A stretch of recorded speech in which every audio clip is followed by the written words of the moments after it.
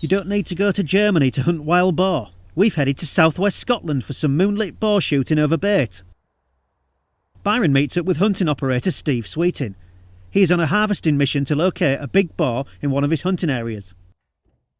Tonight what we're going to do is we're going to be looking for them in a bait area. Probably this is the best way to get free-ranging wild boar in this country. Not using dogs, we're just waiting for them to come into food that they know is there.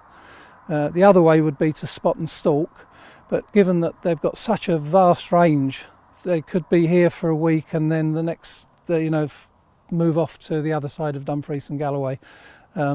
Ideally, and as conditions are tonight, we can hunt them under a pretty full moon, and that should give us enough light to be able to do what we want to do.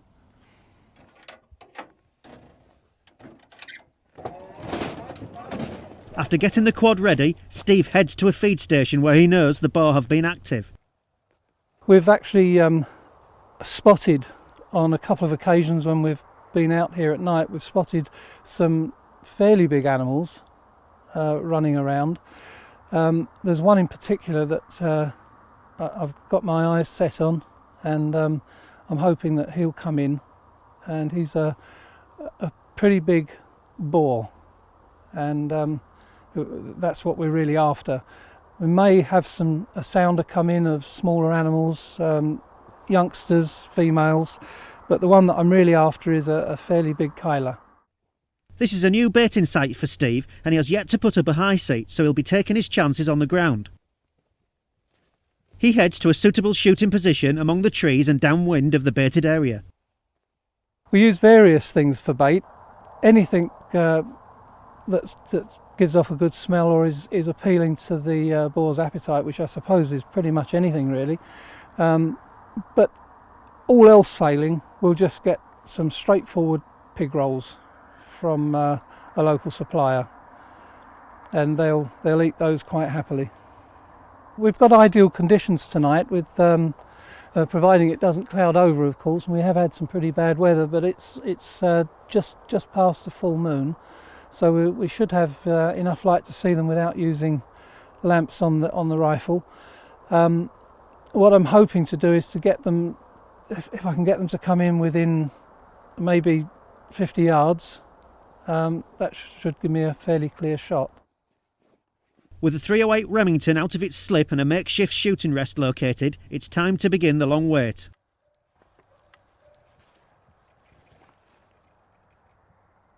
After checking for a clear line of sight and making sure the red dot on his Swarovski optic is set to his liking, Steve loads the rifle and settles in.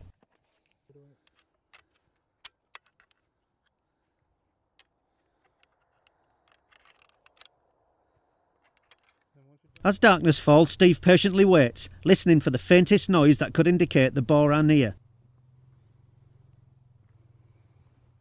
Tonight, he is in luck, and a pig comes right in on cue. It looks promising, but is it the right one?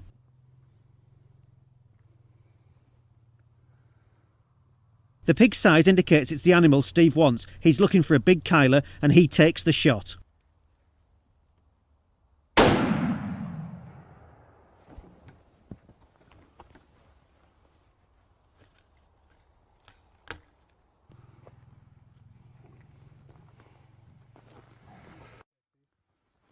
Wild boar are a dangerous quarry, so Steve tests the eye twitch response to confirm death.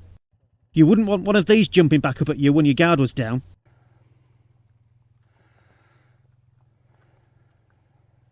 With Steve's right-hand man Lyndon arriving on the scene, the gralloch gets underway.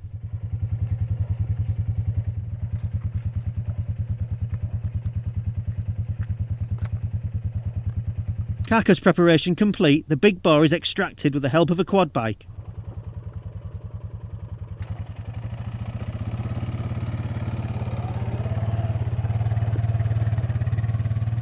Well, I'm really happy with tonight. Quite often we have to wait several hours. In fact, they quite often come in maybe 2 o'clock in the morning. But I suppose we waited, what was it, maybe an hour? Yeah. And a few of them came in.